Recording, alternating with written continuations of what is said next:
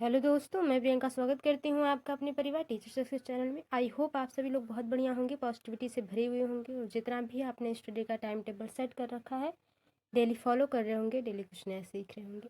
तो जैसा कि आप लोगों ने थंबनेल में देखा कि आज हम लोग बातें करने वाले हैं सी टेट 15 दिसंबर, जो अब नई डेट आपको जानने को मिली है। तो ये क्लास जो है CDP की होने वाली है। ये पेपर 2 है। पेपर 2 आप जानते हैं कि पेपर 1 से थोड़ा सा मॉडरेट लेवल का होता है, या कभी कभी क्वेश्चंस पेपर बनाने वाले के ऊपर डिपेंड करता है कि वो एक समान क्वेश्चंस भी दे देते हैं। तो ये पेपर 2 है और आपका स्कोर इन क्वेश्चंस में कितना रहता है कमेंट बॉक्स में बताइए। हम आज की क्लास में ज़्यादा समझने की कोशिश करेंगे, वो टॉपिक देखेंगे जो हमें थोड़ी सी प्रॉब्लमेटिक लगती हैं एग्ज़ाम के टाइम में, और हम पूरा अच्छे से चर्चा करेंगे हर क्वेश्चंस के ऊपर। तो चलिए देखते हैं कैसे प्रश्न हैं और किस प्रकार के प्रश्न हैं उनके बारे में। पहले क्वेश्चन की बात हम कर लेते हैं अगर, तो पहला क्वेश्चन कुछ इस प्रकार से है, हम जूम कर लेते हैं ताकि हमें आसानी हो पढ़ने में। क्वेश्चन पहला है कि वाइगोत्स्की के अनुसार संज्ञानात्मक विकास को सुगम बनाने में शिक्षक की क्या भूमिका है। देखिए, अगर एग्जाम को क्लियर करना है तो वाइगोत्स्की, पियाजे और कोहलबर्ग, इनके जितने भी सिद्धांत हैं, ठीक है, और कोहलबर्ग जो है, हाँ, इनके जितने भी सिद्धांत हैं, जो भी इन्होंने नियम बताए हैं, वो सभी आपको याद करने होंगे, या प्रैक्टिस करेंगे तो आपको ऑटोमेटिक चीज़ें लर्न हो जाएंगी। और एक क्वेश्चन और आता है जैसे गार्डनर पर, जिन्होंने बहुविधि का सिद्धांत दिया ना, ये बात। तो फिलहाल आते हैं क्वेश्चन पे। ऑप्शन क्या है कि छात्र को जानकारी और ज्ञान प्रदान करना, आलंबन के माध्यम से छात्र के सीखने का मार्गदर्शन और समर्थन करना, छात्र को पूरी तरह से स्वतंत्र रूप से सीखने की अनुमति देना, केवल उन्हीं कार्यों को देना जो विद्यार्थी वर्तमान में स्वतंत्र रूप से कर सकता है। देखिए, क्वेश्चन को समझने की कोशिश करते हैं। क्वेश्चन कहा जा रहा है कि वाइगोत्स्की के अनुसार, ठीक है, सोचना किसकी तरह है, वाइगोत्स्की क्या उनके नियम है वो पहले आपको अपने माइंड में कर लेना है। संज्ञानात्मक विकास, जो बच्चा संज्ञानात्मक विकास वो होता है जहाँ पर बच्चा अपने संज्ञान से, अपने हिसाब से चीज़ों को तर्क वितर्क कर पाए ना। अब ये कितना तर्क कर पा रहा है कितना नहीं, वो एज के हिसाब से, जैसे वाइगोत्स्की द्वारा बताया गया है, वो रहेगा, ठीक है। तो वो सुगम बनाने के लिए, संज्ञानात्मक विकास को सुगम बनाने के लिए शिक्षक को क्या करना चाहिए, मतलब आप उसमें कैसी भूमिका निभाएंगे कि बच्चे की जो तार्किक क्षमता है, जो सोचने की क्षमता है, वो बेहतर दिन पर दिन क्या होती जाए, बेहतर होती जाए। ये आप कैसे करेंगे एज अ शिक्षक, एज अ टीचर। तो आप क्या करेंगे, छात्र को जानकारी और ज्ञान प्रदान करेंगे। आपका जो काम है कि आप छात्रों को जो भी पुस्तक से रिलेटेड है वो जानकारी देंगे, और उनको जो भी आपको ज्ञान है वो उनको प्रोवाइड करेंगे, बच्चों को देंगे, ठीक है। ये भी ऑप्शन ठीक है, बढ़िया है, लेकिन सबसे बेस्ट ऑप्शन को आपको चुनना है, आप जैसा कि जानते हैं। आलंबन के माध्यम से छात्र के सीखने का मार्गदर्शन करेंगे और समर्थन करेंगे, छात्र को पूरी तरह से स्वतंत्र रूप से सीखने की अनुमति देना। देखिए, ये ऑप्शन भी सही है, तीसरा ऑप्शन भी देखिए तो एक तरह से सही है। क्यों? क्योंकि यहाँ पे स्वतंत्र रूप से बच्चा क्या करे, खुद से करके सीखे। तो ये बात सभी जितने भी सिद्धांत यानी कि सिद्धांतकार हैं, उन्होंने कहा है, उन्होंने माना है, मनोवैज्ञानिकों ने माना है। लेकिन पूरी तरह से स्वतंत्र अगर हम बच्चों को कर देते हैं कि बच्चे का जब मन करेगा तब पढ़ेगा, जब मन करेगा बच्चा बाहर जाएगा, तो इतनी भी छूट नहीं देनी। स्वतंत्र के हिसाब से इस प्रकार से बच्चों को रखना है कि बच्चा जो है अपने सब्जेक्ट को चूज करे, ये स्वतंत्रता हो, उसे किस प्रकार से किस नियम से पढ़ना है ये स्वतंत्र हो बच्चा।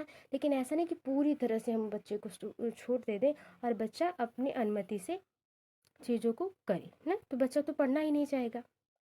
केवल आ गया, केवल उन्हीं कार्यों को देना जो विद्यार्थी वर्तमान में स्वतंत्र रूप से कर रहे हैं। तो ये केवल वाले जो ऑप्शन होते हैं अधिकतर गलत होते हैं। कह रही हूँ अधिकतर गलत होते हैं, हमेशा गलत होते हैं, ये बात नहीं। क्यों? क्योंकि क्वेश्चन के हिसाब से आंसर्स बदल जाते हैं, ये आप जानते हैं। देखिए, बहुत आसान भाषा में समझाने की मैं कोशिश करी हूँ और स्लो थोड़ी क्लासेस चलेंगी आज।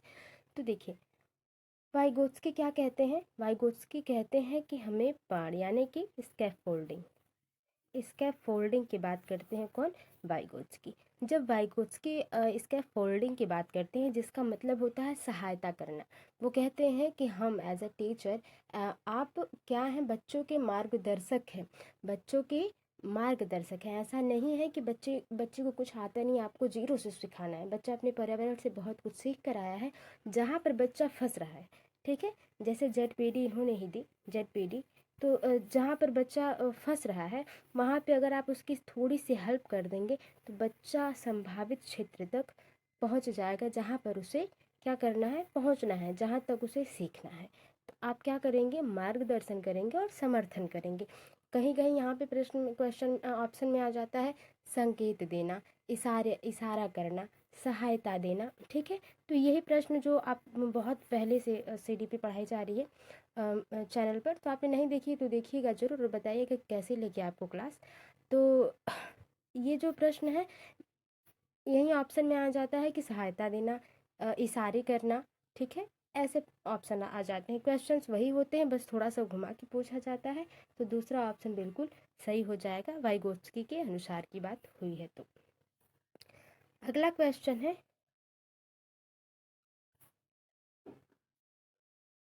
अगला क्वेश्चन है कि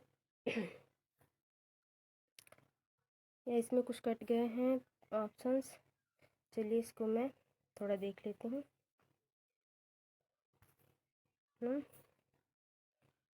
3 ऑप्शन लग रहे हैं इसमें, ठीक है। चौथा ऑप्शन हम लोग देख लेते हैं पहले, तब उसके बाद क्वेश्चन दूसरा देख लेते हैं। क्वेश्चन दूसरा है कि अच्छा, किशोरावस्था के बारे में निम्नलिखित में से कौन सा कथन सही नहीं है, जो निगेटिव होगा वो जानना है हमें। पढ़ लेते हैं हम। पहला ऑप्शन है कि किशोरावस्था एक सामाजिक रचना है, ठीक है, ये तो सही है। निगेटिव क्वेश्चन पूछा है तो निगेटिव पर हमें ध्यान देना है, ठीक है। कहाँ ध्यान देना है, निगेटिव पर ध्यान देना है। तो क्या है, कह रहा है कि किशोरावस्था एक सामाजिक संरचना है, ये तो सही है, तो ये सही नहीं होगा।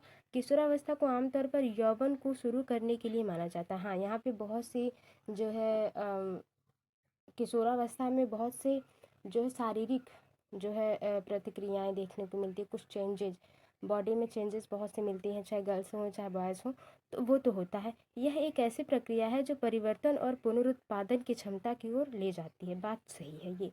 लेकिन यहाँ पे नकारात्मक पूछा है तो ये सही नहीं ऑप्शन होगा। किशोरावस्था बचपन और वयस्कता के बीच विकासात्मक संक्रमण है, जिसमें शारीरिक, संज्ञानात्मक और मनोसामाजिक परिवर्तन होते हैं, ये भी ऑप्शन सही है। तो चौथा ऑप्शन जो नहीं दिखाई दे रहा है उसको मैं लिख दे रही हूँ, आप लिख लीजिएगा या मैं बोल दे रही हूँ, ठीक है। बात है कि चौथा ऑप्शन है विभिन्न संस्कृतियों के बच्चे एक समान तरीके से किशोरावस्था में प्रवेश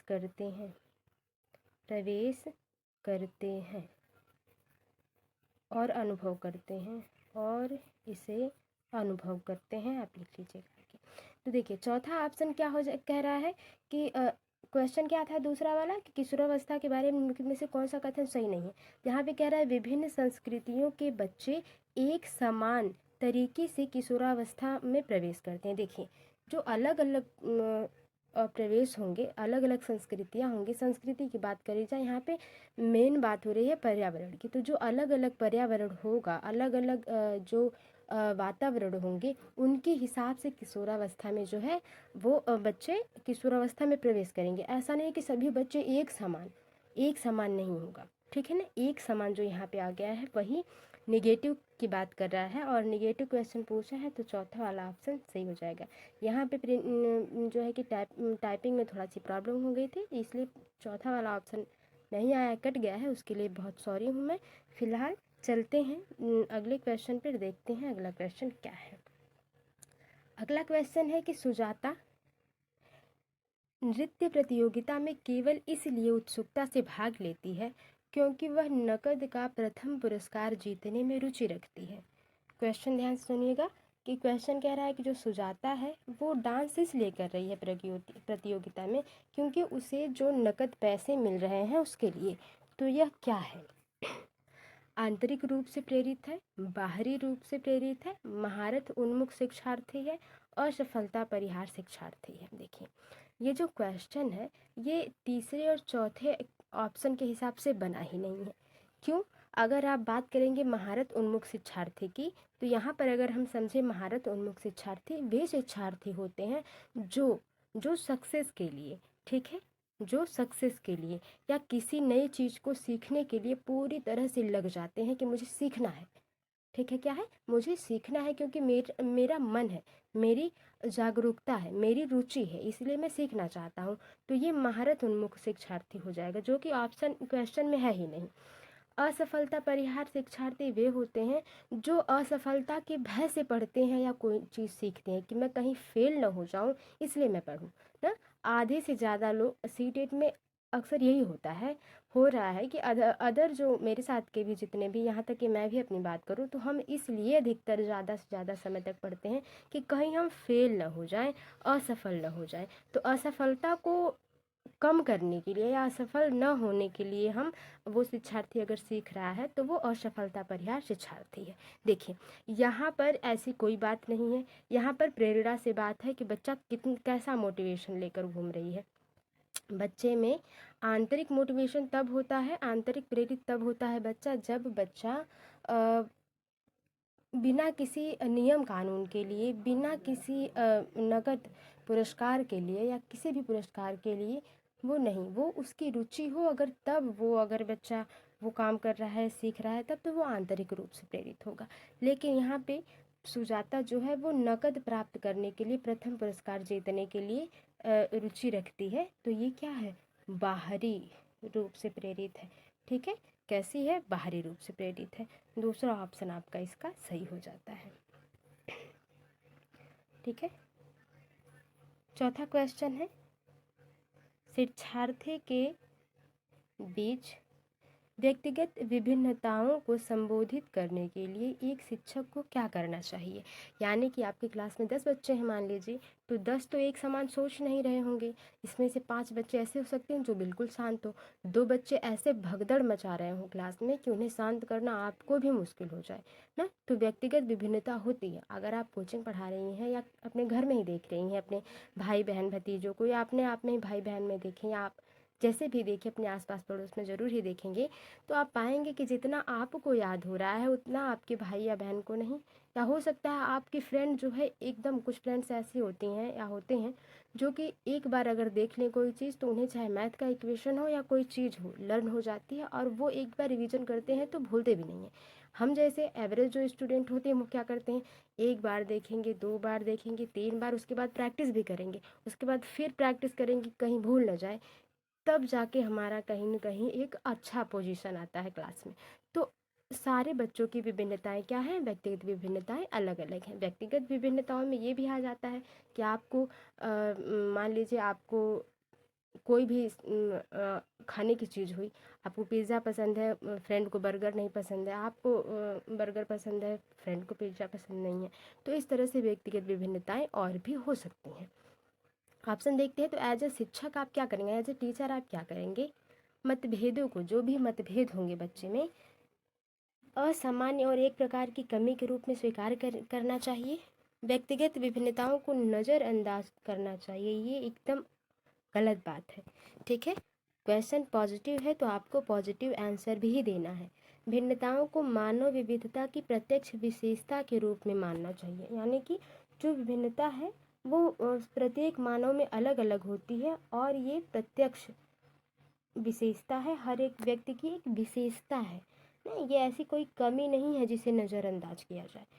सभी शिक्षार्थियों के लिए एक अन्य और सामान्य पाठ्यक्रम लागू करना चाहिए। देखिए अन्य और सामान्य पाठ्यक्रम नहीं लागू करना चाहिए, पाठ्यक्रम जैसा भी हो बच्चों को अलग अलग विधि से पढ़ाया जाना चाहिए, ये ऑप्शन सही हो सकता है। तो सही ऑप्शन कौन सा होगा, चौथे का तीसरा हो जाएगा, क्योंकि यहाँ अलग अलग विभिन्नता, मानव के विभिन्नता को प्रत्यक्ष रूप की विशेषता बताई गई है। क्या बताई गई है? विशेषता, कि जो भी व्यक्ति में अलगाव दिखाई देते हैं, चाहे उनके विचार हो, चाहे उन्हें पसंद आने वाली कोई भी चीज़ हो, खाने की, पहनने की, बात करने की, व्यवहार हो, ये सारी एक विशेष रूप है, एक विशेषता है उनकी, एक कोई कमी नहीं है। तो तीसरा ही ऑप्शन आपका बिल्कुल सही हो जाएगा चौथे का। अगला क्वेश्चन देखते हैं। जीन पियाजे आ गए, जो कि बहुत इम्पोर्टेंट अपने आप में प्रश्न है। जीन पियाजे का मानना था कि ज्ञान कैसा है? जीन पियाजे क्या मानते हैं ज्ञान को, नॉलेज को? पर्यावरण से निष्क्रिय रूप से पारित होने के बजाय बच्चों द्वारा निर्मित किया जाता है। यानी कि ज्ञान वो है जो पर्यावरण से निष्क्रिय रूप से मिलता है, वो नहीं है, बल्कि जो बच्चे अपने से, जो खुद से सीखते हैं, जो निर्माण करते हैं, जो नया रचते हैं, वही ज्ञान है। अंतः क्रियाओं के माध्यम से प्राप्त करने के बजाय, यानी कि दूसरा ऑप्शन कह रहा है कि खुद के निर्माण के बजाय जन्मजात और दिया हुआ होता है, यानी जन्म से ही अनुवांशिक गुण होते हैं, ज्ञान जो मिला हुआ होता है, ये पियाजे जी कहते हैं। या कहते हैं कि अधिक जानकारी अन्य लोगों के साथ बातचीत से निर्मित होती है। यानी कि जितना भी आप अपने अन्य लोगों से बातचीत करेंगे, व्यवहार में रहेंगे, उतना ही अच्छा सीखेंगे। या वो कहते हैं कि एक दृश्य व्यवहार परिवर्तन है जिसे विश्वसनीयता के साथ मापा जा सकता है। देखिए, नॉलेज को विश्वसनीयता के साथ पूरी तरह से नापा नहीं जा सकता है। आईक्यू मापी जा सकती है, लेकिन उतनी भी एक्यूरेट आईक्यू मापी नहीं जा सकती। हर देश में, हर भौगोलिक क्षेत्र के हिसाब से आईक्यू लेवल अलग अलग हो सकता है, तो विश्वसनीयता नहीं है। एक तो ऑप्शन कटा। अगर और ऑप्शन काटा जाए कि अधिक जानकारी अन्य लोगों के साथ बातचीत, यानी कि समाजीकरण, तो समाजीकरण की बात पियाजे नहीं बल्कि वाइगोत्स्की कहते हैं, तो ये भी नहीं होगा। और ये जीन पियाजे तो ये कहते ही नहीं है कि भाषा जो है, ज्ञान जो है वो जन्मजात है, बल्कि भाषा जन्मजात है, वो ये नहीं स्किनर साहब कहते हैं ना, तो ये जन्मजात नहीं है। ये मतलब पियाजे जी ये नहीं कहते कि जो ज्ञान है वो जन्मजात है। हाँ, तो पहला ऑप्शन पांचवे का सही हो जाएगा कि वो कहते हैं कि ज्ञान वो है जहाँ बच्चा खुद से चीज़ों को निर्मित करे, ठीक है, करके सीखे बच्चा, नया ज्ञान अपने अपने हिसाब से बच्चा खुद में जोड़े, ठीक है। एक बार कोई काम कर रहा है बच्चा, उसमें गलती हो रही है, चाहे हम हों चाहे आप हों, एक बार कोई नई चीज़ करते हैं तो गलती होती है, फिर हमें पता चलता है कि हाँ, अगर इस तरह से करेंगे तो ये चीज़ें गलत होंगी, हमें दूसरे पैटर्न से करना चाहिए, ठीक है। तो आई होप आप समझ पा रहे होंगे, पहला ऑप्शन बिल्कुल सही है। जीन पियाजे जी मानते हैं कि आप निष्क्रिय रूप से पारित होने के बजाय पर्यावरण में आप सक्रिय होइए, सक्रिय हो के बच्चा जो अपने ज्ञान का निर्माण खुद से करता है वही ज्ञान है। तो चौथा, पांचवे का पहला ऑप्शन सही हो जाएगा। आगे देखते हैं, एक प्रगतिशील कक्षा में आकलन कैसा होता है? गतिशील होता है, वस्तुनिष्ठ होता है, योगात्मक होता है, मानक संदर्भित होता है। तो पहले ऑप्शन को अगर हम देखें, मानक संदर्भित होता है। तो मानक संदर्भित की बात अगर करें तो ऐसा पैमाना जो सभी बच्चों के लिए एक समान हो, इसमें चाहे जिस भी विभिन्नता का बच्चा हो उसको रख लिया जाए, जो कि सही नहीं है, जो कि सही नहीं है। अगर बच्चा मान लीजिए तेजी से सीखने वाला नहीं है, तो उसके लिए एक मानक संदर्भित आकलन या पाठ्यक्रम या कोई भी चीज़ नहीं चलेगी। तो मानक संदर्भित अपने आप में एक नेगेटिव ऑप्शन है। जब क्वेश्चन नेगेटिव पूछेगा तब ऑप्शन नेगेटिव सही होगा। यहाँ पे पॉजिटिव ऑप्शन है, क्वेश्चन है, तो पॉजिटिव ऑप्शन ही सही होगा। गतिशील होता है, वस्तुनिष्ठ होता है, योगात्मक होता है। तो देखिए, एक प्रगतिशील शिक्षा जो है, कक्षा जो है वो गतिशील होती है, हमेशा बच्चे उसमें शोर मचाते रहेंगे, यानी कि शोर शराबा थोड़ा बहुत होता रहेगा, बच्चे आपस में डिस्कस करेंगे तो आप आ जाएगी ही क्लास में। गतिशील होता है, उसमें शिक्षक जो है वो भी सक्रिय हो और बच्चे भी क्या हो, सक्रिय हो, तब तो ये प्रगतिशील कक्षा हो जाएगी। वस्तुनिष्ठ तो आप जानते हैं, वस्तुनिष्ठ वो चीज़ें होती हैं जो एक क्वेश्चन का एक क्वेश्चन का एक ही आंसर अगर होगा तो वो वस्तुनिष्ठ हो जाएगा। योगात्मक आकलन होता है जो वर्ष में एक बार होता है, ठीक है। तो क्वेश्चन के हिसाब से पहला ऑप्शन आपका सही हो जाएगा। तो सभी हम लोगों ने ऑप्शंस पर चर्चा करी। आगे देख लेते हैं, अगले क्वेश्चन पर देखते हैं क्या है। सातवां क्वेश्चन है कि निम्नलिखित में से कौन सी प्रक्रिया वातावरण में प्राप्त जानकारी अर्थ निर्माण और इसे स्मृति में आगे संग्रहित करने के लिए आवश्यक है। यानी कि इसमें कौन सी प्रक्रिया वो है जो वातावरण से प्राप्त जानकारी अर्थ निर्माण और इसे स्मृति में आगे संग्रहित करने के लिए आवश्यक है। यानी कि एक छोटा बच्चा है या कोई भी हो, अगर हमें अपने याददाश्त में, अपने मेमोरी में किसी चीज़ को, वातावरण से संबंधित कोई चीज़ है उसको जोड़ना है तो हमें क्या करना होगा? ध्यान देना, क्षय करना, भूलना, पुनर्प्राप्ति। देखिए, अगर आप क्षय कर देंगे, क्षय देना मतलब कि उसको कम कर देना, तो क्षय तो नहीं करना, उसको बढ़ाना है। कोई चीज़ अगर आप सीख रहे हैं तो वो तो बढ़ेगी ना, भूलेंगे तो होगा नहीं ना। पुनर्प्राप्ति, तो जब आप पुनर्प्राप्ति तब होती है जब कोई चीज़ हमें आ रही हो और उसका हम एक बार रिवीजन कर लेते हैं तो वो पुनर्प्राप्ति हो जाती है। लेकिन यहाँ पे हम कोई नई चीज़ अगर हम सीख रहे हैं और अर्थ निर्माण में अपनी मेमोरी में उसको आगे स्टोर करना है, संग्रहित करना है, तो उसमें हमें ध्यान से पढ़ना या ध्यान से सीखना होगा। तो ध्यान देना जो है सही ऑप्शन हो जाएगा। अगला क्वेश्चन है 8वां कि निम्न में से कौन सा एक ऐसे प्रश्न का उदाहरण है सॉरी जिसमें छात्रों को जानकारी का विश्लेषण समझ रहे हैं आप, जहाँ पे बच्चा पूरी तरह से उसमें जो है ब्रेन स्टॉर्मिंग करे, यानी कि वो अपने माइंड में उसको तर्क वितर्क करे, सोचे, उसकी कमियां और उसकी खासियत को जाने, एक आलोचनात्मक पहलू को भी देखे, संरचनात्मक पहलू को भी देखे, मतलब विश्लेषण करे बच्चा। तो करने की आवश्यकता है, ऑप्शन को देखते हैं कि To Kill a Mockingbird एक उपन्यास है, उसका कथानक क्या है। ये प्रश्न अगर आप उसका बच्चे से पूछेंगे कथानक क्या है, तो बच्चा इसमें ब्रेन स्टेमिंग कर पाएगा, यानी कि बच्चा मस्तिष्क में अपने तर्क वितर्क कर पाएगा। To Kill a Mockingbird उपन्यास का विषय क्या है, तो कहानी बच्चा पढ़ेगा और उसका विषय क्या है, मेन उद्देश्य क्या है, वो तो बच्चा बता देगा आसानी से। तो ये भी उतना सही नहीं है। कथानक पूछेंगे कि कौन क्या पाठ का नाम क्या है, तो बच्चा तो बता ही देगा, आसान है, एक लाइन का क्वेश्चन हो जाएगा।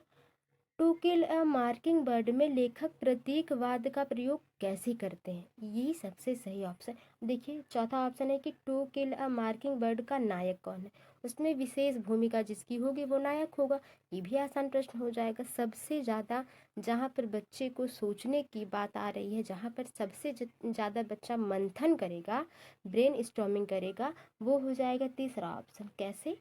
To Kill a Mockingbird जो कि एक उपन्यास है, उसमें जो लेखक है वो प्रतीकवाद का उपयोग कैसे कर रहे हैं। यहाँ कुछ भी हो सकता है, यहाँ पर ये भी हो सकता है कि जो लेखक है उसमें विशेष रूप से क्या कहना चाह रहा है, ठीक है, उसमें कमियाँ और जो उसमें खासियत है वो उसका आप उसको वर्गीकरण कीजिए। तो इस प्रकार के जो प्रश्न होंगे वे विश्लेषणात्मक होंगे ना। तो तीसरा ऑप्शन बिल्कुल सही हो जाएगा। बच्चा बहुत ध्यान से पढ़ेगा तब उसे समझ में आएगा कि किस ऐसे पैराग्राफ में जो लेखक है वो प्रतीकवाद का उपयोग कर रहा है और क्यों कर रहा है, किस लिए कर रहा है। तो बहुत से प्रश्न बनकर उसमें आएंगे, तो तीसरा ऑप्शन सही हो जाएगा। यहाँ पे बच्चा ज़्यादा तर्क वितर्क करेगा। अगला क्वेश्चन देखते हैं। कथन और कारण से आया, सबसे ज़्यादा पूछा जाने वाला अब के समय में एग्ज़ाम में जो क्वेश्चंस हैं वो इसी प्रकार के हैं, चाहे वो कोई भी सब्जेक्ट हो, ठीक है। तो कथन क्या कह रहा है, कथन मतलब असर्शन और कारण मतलब रीजन, ठीक है। असर्शन है कि शिक्षकों को निरंतर अपने स्वयं की रूढ़िवादिता और पूर्वाग्रहों पर चिंतन करना चाहिए। स्वयं की मतलब जो शिक्षक है वो खुद क्या सोचता है इसके बारे में, जो मतलब खुद वो रूढ़िवादिता या पूर्वाग्रहों पर चिंतन करना चाहिए। कहीं ऐसा तो नहीं है कि वो एक तरफ पे, जैसे बहुत से ऐसे टीचर होते हैं जो अगर बैठेंगे क्लास में बैठेंगे तो लड़कों की साइड बैठेंगे, या बहुत से ऐसे टीचर होते हैं जो लड़कियों की साइड, उन्हें क्या है कि मिडल में बैठना चाहिए क्लास के, जहाँ से वो बॉयज़ और गर्ल्स दोनों पर एक समान जो है नज़र रख सके, एक समान बच्चों को बता सके, समझा सके और उन्हें देख सके, ठीक है। तो ये स्वयं की रूढ़िवादिता और पूर्वाग्रहों का भी चिंतन करना जरूरी है, ठीक है, ये बात भी सही है। कारण क्या बताया जा रहा है कि सांस्कृतिक रूप से उत्तरदायी शिक्षक का अर्थ है कि शिक्षक चिंतनशील है। इसमें अगर ये बताया जा रहा है, देखिए कथन वो होता है जो कारण एक दूसरे से मिले, एक दूसरे की विशेषता बताते हैं तब या नहीं बताते हैं, उसी हिसाब से ऑप्शन को चुनना है। तो यहाँ पर विशेषता बता रहा है, यहाँ पर भी चिंतनशील है, चिंतन कर रहा है टीचर, यहाँ पर भी आपका क्या कर रहा है टीचर, चिंतन कर रहा है। तो एक दूसरे की व्याख्या ये कर रहे हैं। ऑप्शन है ए और आर दोनों सही है, हाँ सही है, तथा ए और आर की सही व्याख्या कर रहा है। पहला ऑप्शन ही आपका क्या हो जाएगा, सही हो जाएगा। 9वें का पहला ऑप्शन सही हो जाएगा। आगे देखते हैं, अब जब सही ऑप्शन मिल गया पहले ही तो आगे ऑप्शन पढ़ने की क्या ज़रूरत है ना। आगे देखते हैं अगला क्वेश्चन, कोहलबर्ग। देखिए कोहलबर्ग से बहुत क्वेश्चन पूछता है। कोहलबर्ग की बात कर ली जाए, कोहलबर्ग के नैतिक विकास के सिद्धांत की कीरल गिलिगन की आलोचना का केंद्रीय तर्क है। यानी कि कोहलबर्ग की आलोचना गिलिगन ने क्यों करी। ऑप्शन है देखभाल की नैतिकता और नारीवाद दृष्टिकोण, बच्चों ये ऑप्शन नहीं है, बच्चों की नैतिक क्षमताओं को अधिक आंकना, बच्चों के अध्ययन में प्रयोग शोध प्रणाली का उपयोग, स्कूल जाने वाले बच्चों के लिए अध्ययन की शैक्षिक निहितार्थ। देखिए यहाँ पर गिलिगन उनकी जो है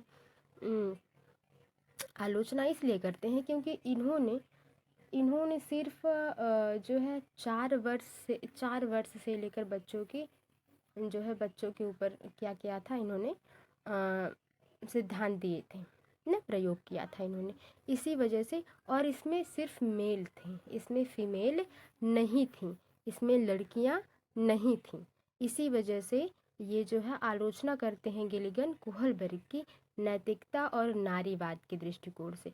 उन्होंने सिर्फ नैतिकता बच्चों की देखी, एक पुरुष की देखी, जिसमें आप हिंज की दुविधा आपने देखा होगा, जिसमें इन्होंने शोध किया है। तो उसमें उसकी औरत की क्या होती है, तबीयत खराब होती है और उसे दवा ले आना रहता है, और उसके बीच में वो जो तर्क करता है, वो जो सोचता है, उसी को व्याख्या किया है किसने, कोहलबर्ग ने। तो उसी की व्याख्या कोहलबर्ग ने करी है।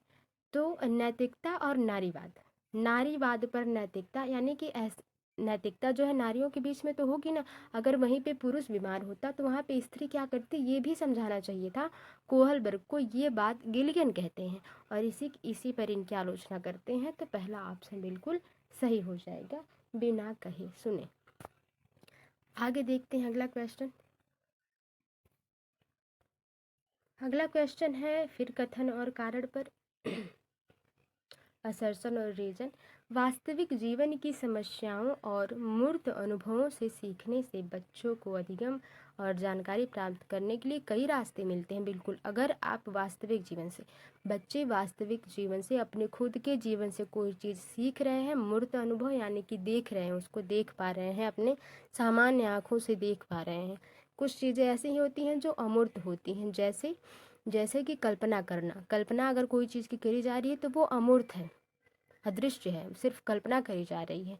जैसे आप मान सकते हैं कि न्यूटन ने जितना सिद्धांत दिया है ना, गुरुत्वाकर्षण बल, वो होता तो है लेकिन अमूर्त है। तो मूर्त की बात यहाँ पे करी जा रही है।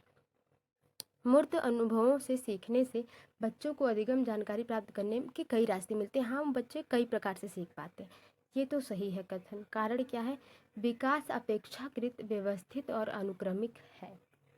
देखिए सही ऑप्शन की अगर बात कर ली जाए तो पहला कथन तो सही है।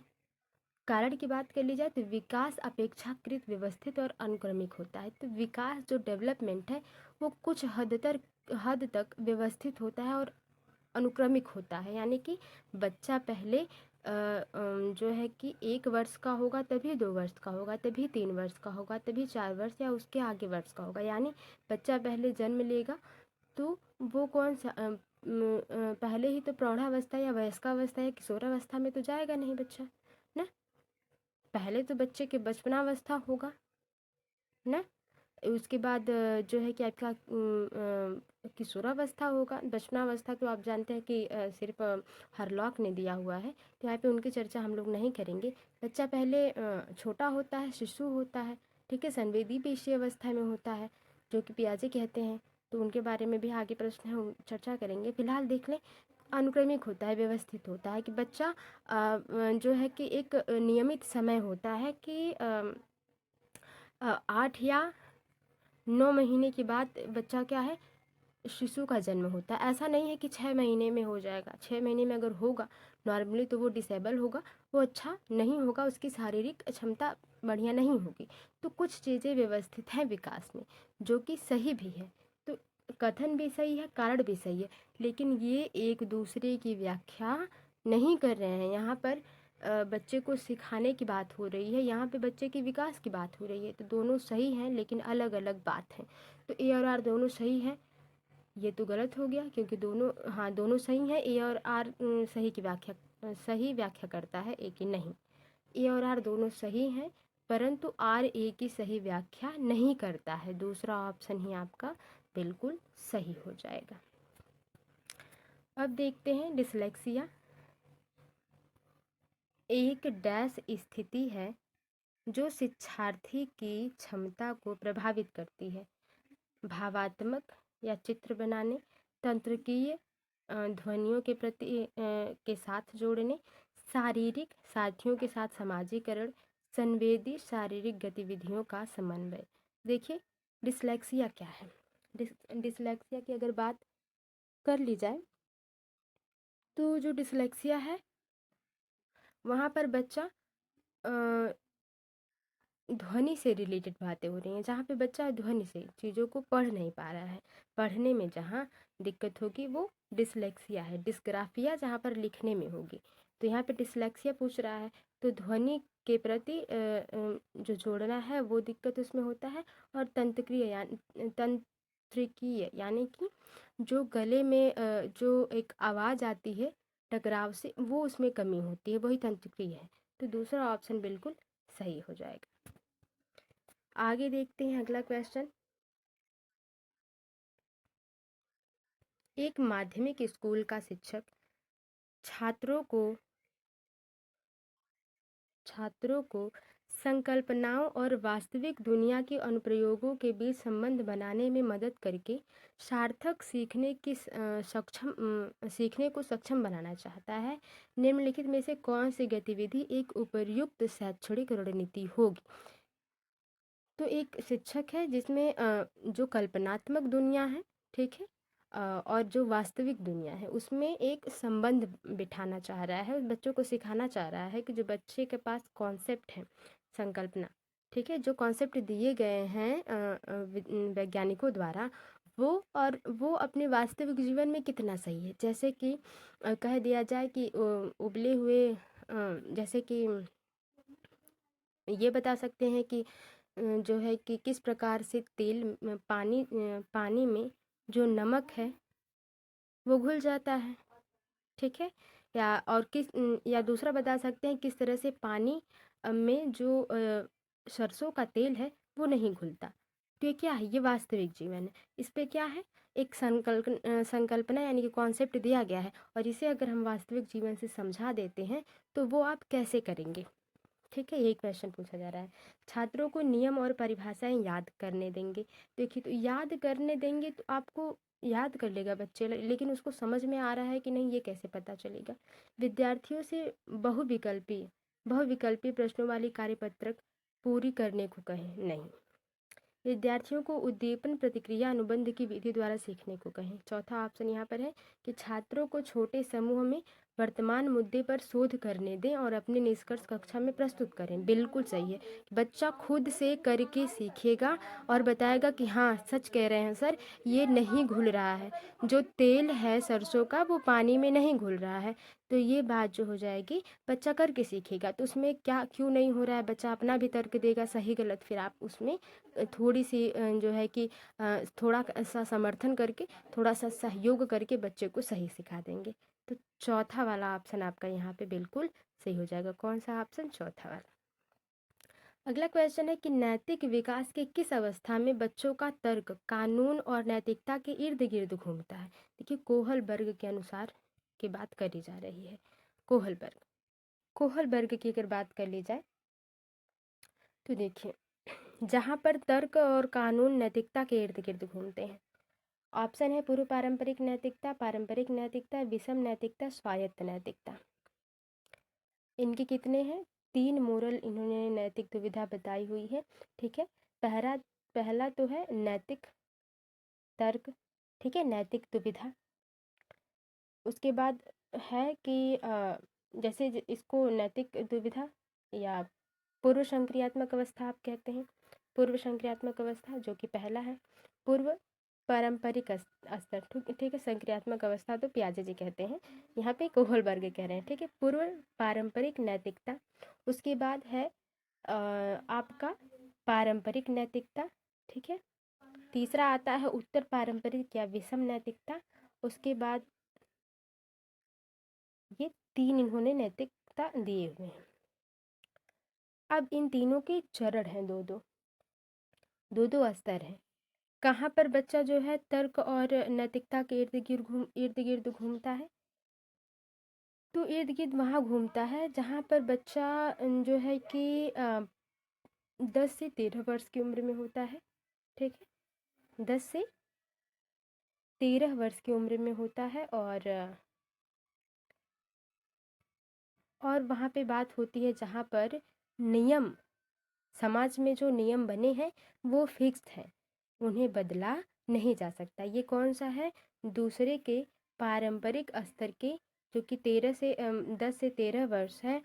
और यहाँ पर बच्चा क्या कह रहा है, जैसे हिंज है, हिंज ये सोच रहा है कि नियम जो है वो फिक्स है, मुझे तोड़ना नहीं चाहिए, मुझे दवा की चोरी नहीं करनी चाहिए, और जो है कि चोरी करना गुनाह है, ये यहाँ पे सोच रहा है। तो ये जो टॉपिक है, ये जो बात मन में कब आ रही है? 10 से 13 वर्ष की उम्र में, जो कि विषम नैतिकता में है।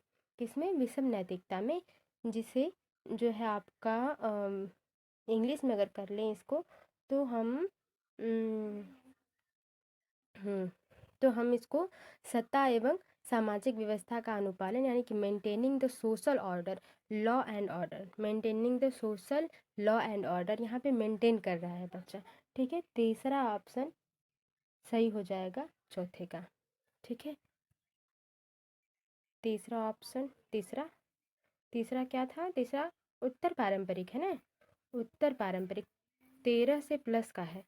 ओ ये नहीं, ये तो पोस्ट कन्वेंशनल हो जाएगा, कन्वेंशनल स्टेज की बात हो रही है, पारंपरिक नैतिक। ठीक है, सॉरी, उसके लिए मैं क्षमा चाहती हूँ। दूसरा ऑप्शन होगा इसमें सही। इसके बारे में हम लोगों ने डिटेल में चर्चा की है, अगर आपको इस पर डिटेल में चर्चा चाहिए तो बताइएगा कमेंट बॉक्स में, ज़रूर लेकर आएंगे हम। वैसे फ़िलहाल अदर भी क्लासेस अपलोड की जा चुकी है जिसमें क्लियर बताया गया है। फिलहाल से मैं फिर समझा देती हूँ कि पारंपरिक नैतिकता वहाँ पे 10 से 13 वर्ष के साल में होगी। ठीक है, ये दूसरा स्तर है। कौन सा स्तर है? दूसरा, जिसे कन्वेंशनल स्टेज कहेंगे। एक तो प्री कन्वेंशनल स्टेज है, लेवल है, फिर कन्वेंशनल स्टेज है, उसके बाद पोस्ट कन्वेंशनल स्टेज है। ठीक है, पूर्व पारंपरिक अवस्था, पारंपरिक स्तर, उसके बाद उत्तर पारंपरिक स्तर ना।